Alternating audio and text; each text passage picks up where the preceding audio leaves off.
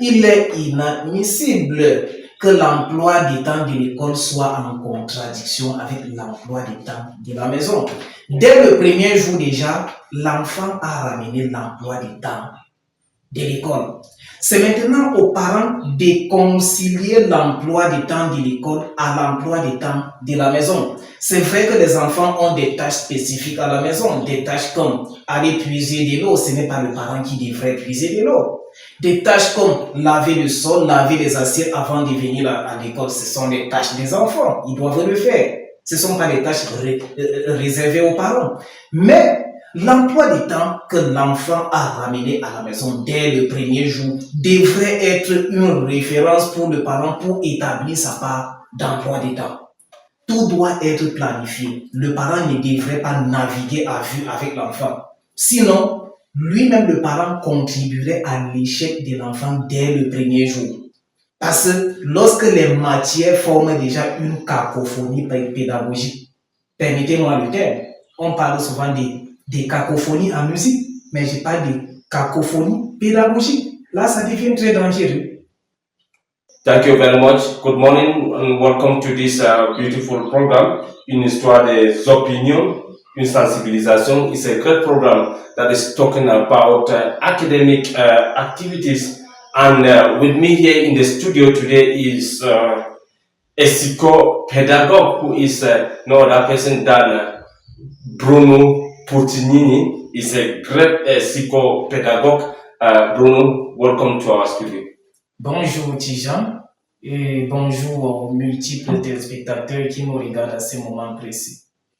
Okay, before we continue in our program, can you explain to us une histoire des opinions, une sensibilisation? What is it all about?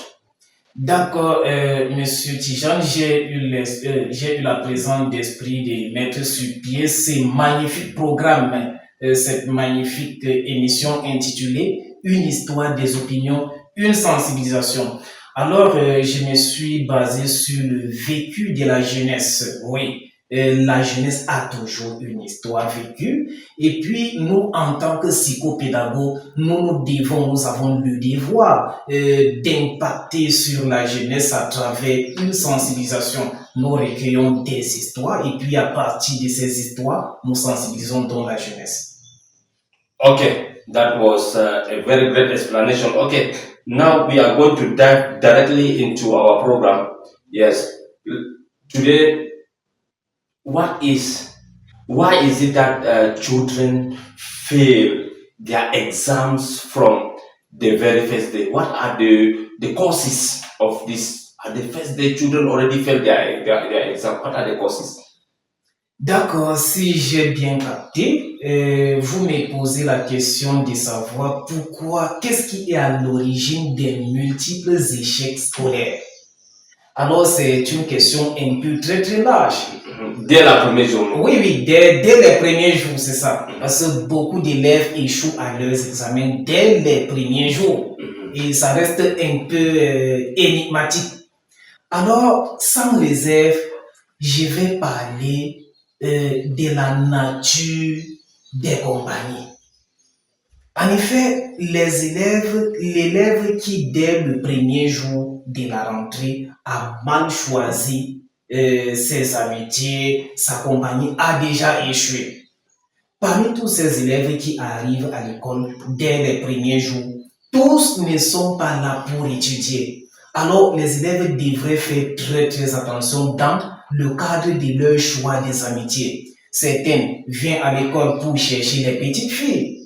Oui, je vais vous le dire sans réserve. D'autres sont venus parce que peut-être il manque quoi faire au quartier. Ils vont se lever, ils prennent le sac, ils forcent les parents de payer la scolarité, mais réellement ils ne sont pas là pour étudier. Alors, les élèves qui sont réellement venus étudier doivent faire attention quant à leur choix de compagnie. Donc, pour me résumer, je dirais la nature des amitiés, la nature des compagnies peut déjà faire échouer un élève dès le premier jour de la rentrée. Donc, à ce moment précis, l'élève sage devrait faire tout son possible pour mieux raffiner la nature de sa compagnie.